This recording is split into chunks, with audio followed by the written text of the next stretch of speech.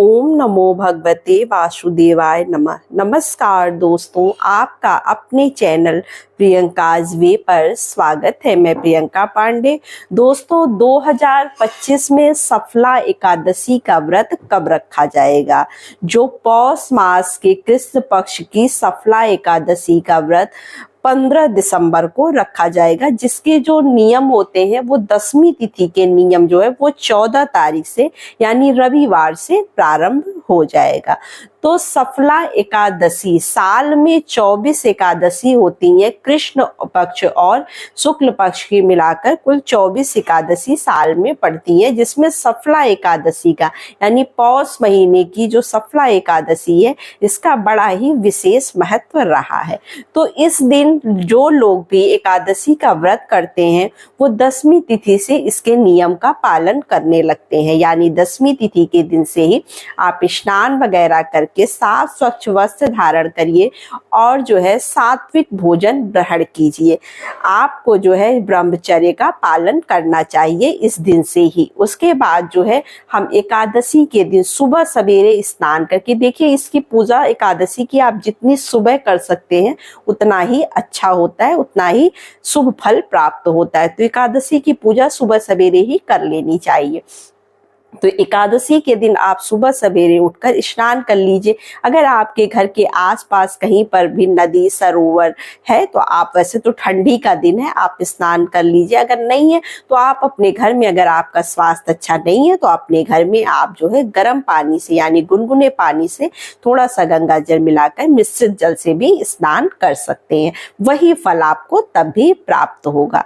और तुलसी जी की पत्ती, आप देखिए कुछ नियम मैं आपको यहाँ पर बता दे रही हूँ जो एकादशी में जो है वो जरूरी होते हैं। तो तुलसी पत्ती आप क्या करिएगा, देखिए रविवार को भी तुलसी जी नहीं तोड़ी जाती हैं और एकादशी के दिन तो बिल्कुल भी नहीं तोड़ना चाहिए। तो आप पत्ती कब तुलसी जी की तोड़कर, यानी शनिवार के दिन पत्तियां तोड़कर रख लेंगे, क्योंकि तुलसी पत्ती का जो है एकादशी के पूजन में विशेष महत्व होता है। भगवान विष्णु को जो हम भोग समर्पित करते हैं उसमें हम तुलसी दल जरूर डालते हैं, तभी भगवान विष्णु भोग ग्रहण करते हैं।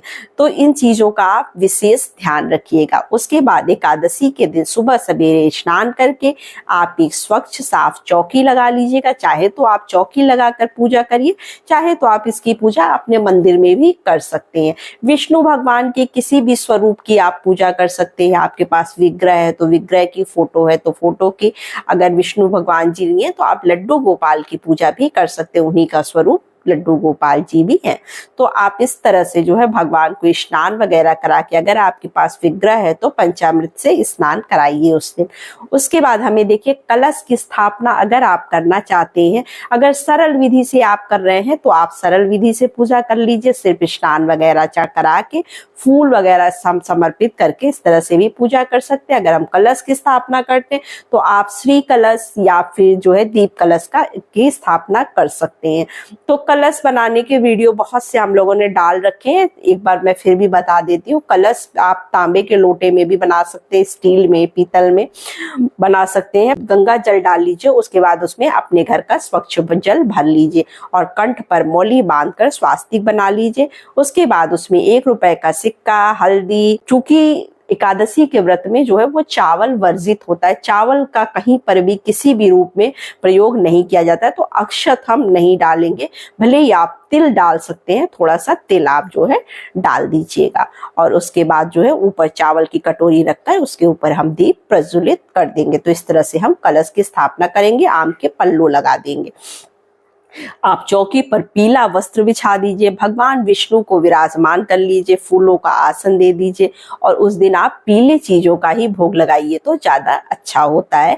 आप पीले पुष्प चढ़ाइए, पीले चीजों का भोग लगाइए, तो आपके लिए बहुत ही सुफल देने वाला होता है। तो इस तरह से हम भगवान विष्णु की पूजा करते हैं, एकादशी व्रत की कथा करते हैं और उसके बाद बड़े ही प्रेम पूर्वक भगवान की आरती करते हैं। तो इस तरह से हमें एकादशी का व्रत करना होता है। होता है। एकादशी का व्रत पूर्ण रूप से फलाहारी होता है और इस बार जो एकादशी का व्रत पड़ रहा है वो 15 दिसंबर को पड़ रहा है और दिन सोमवार है। तो ये भगवान भोलेनाथ का दिन भी है।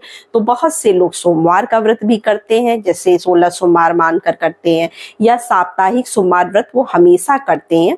तो मान लीजिए इसका एकादशी का व्रत नहीं कर रहे तो भगवान विष्णु की पूजा भी साथ में कर लें, उनको दोनों भगवानों का फल प्राप्त होगा। और जो लोग दोनों मतलब एकादशी का व्रत तो कर ही रहे हैं और साथ में वो सोमवार का व्रत भी उनका वैसे भी हो जाएगा। भगवान भोलेनाथ की भी पूजा बड़े ही विधि विधान से उस दिन कर लीजिए।